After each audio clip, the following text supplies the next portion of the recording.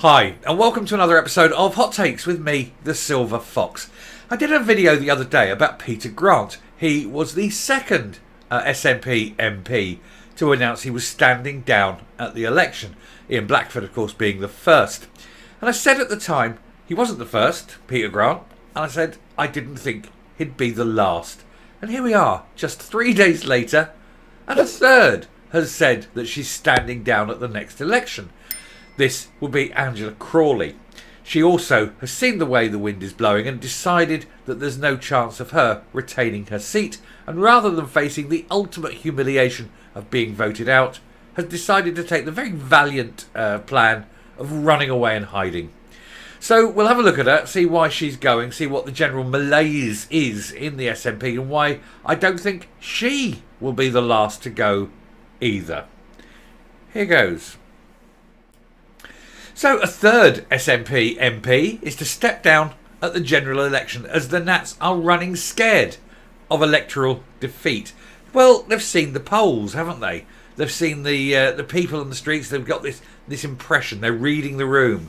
They know the support is falling and it isn't there. They know they've got weak leadership. They know that there's so many problems with the previous regime and how people are viewing the party. They're looking at all the potential scandals that are on their way. They know. They just know. So the Lanark and Hamilton East MP was at risk of falling to a humiliating defeat at the hands of Labour at the next general election, but has decided to quit while she's ahead. Well, of course, that's the other side of that coin. It isn't so much as well as the SNP failing, as that the momentum is with Labour and they're on the ascendancy.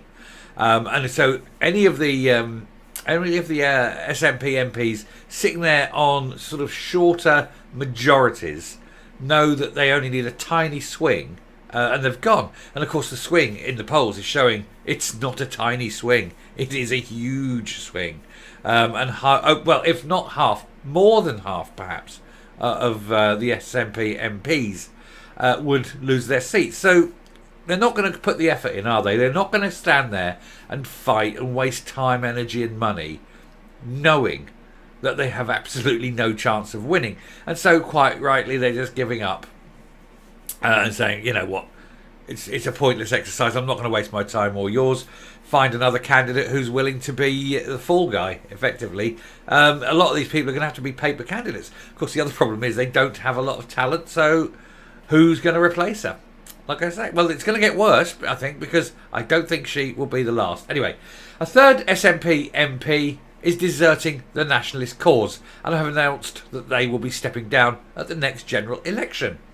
Angela Crawley joins Ian Blackford and Peter Grant in not standing again. And as I say, I don't think she will be the last. Recent surveys have found that the Nats could be set to lose more than 20 seats to Labour the next time the country goes to the polls, and now three long-standing politicians are all escaping without having to suffer humiliation of defeat. Yeah, I mean, and it would be, because it isn't just going to be that they're going to be, it won't just be a close run thing, put it that way. It will be a big majority to Labour, an overwhelming majority to Labour, and so it would go to show complete and utter rejection of the SNP and its policies, and that would be reflected in the complete and utter rejection of its MPs. And nobody wants to be rejected like that.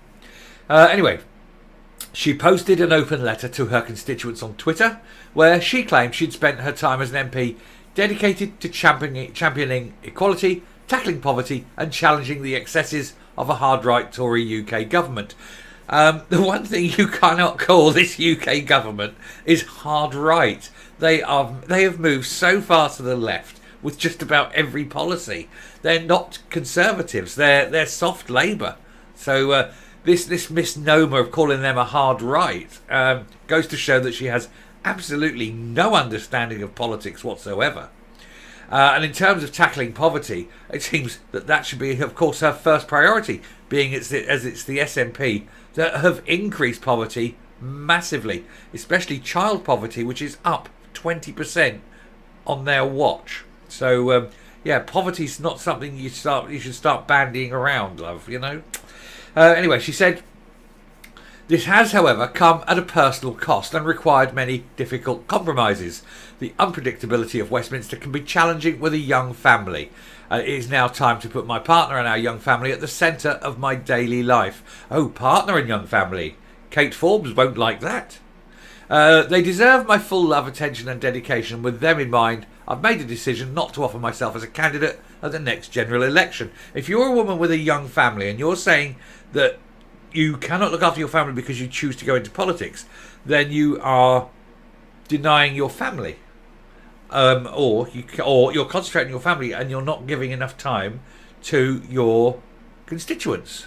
It's a difficult decision. I'm not saying it's easy, and I'm not making a judgment. I'm merely saying that decisions are hard, but it is by those decisions that an MP or any politician is judged.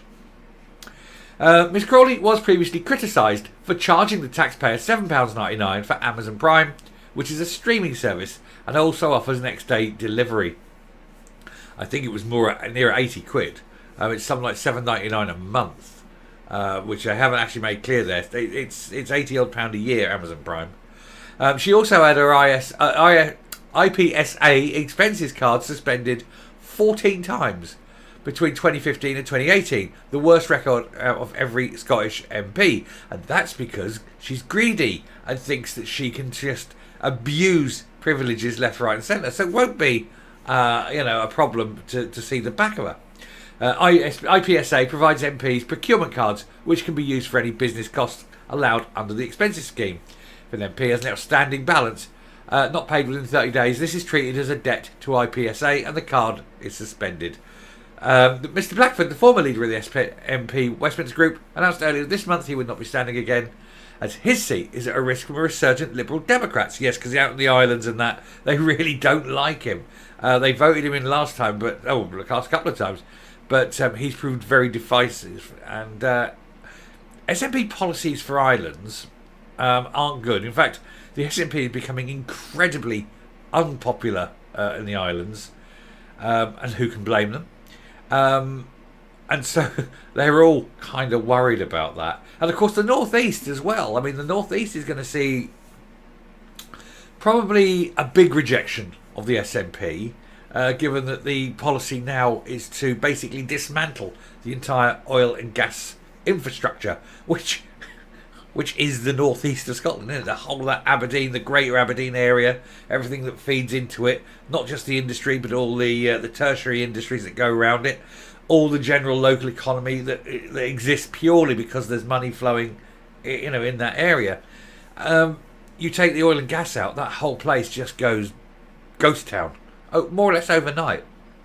And that's what they're planning. So I don't think they're going to get too many seats in the North East. Anyway, the group's treasurer, Peter Grant, which I mentioned the last time I did a video on this subject, is also quitting, with his Glenrothes seat also one of Labour's big targets, leaving him vulnerable to a crushing defeat. And there's quite a few more. There are many more, 18, 19 more seats that are gettable by Labour. Obviously, some will be difficult and they will need a lot of work, but some are going to fall because they're low-hanging fruit.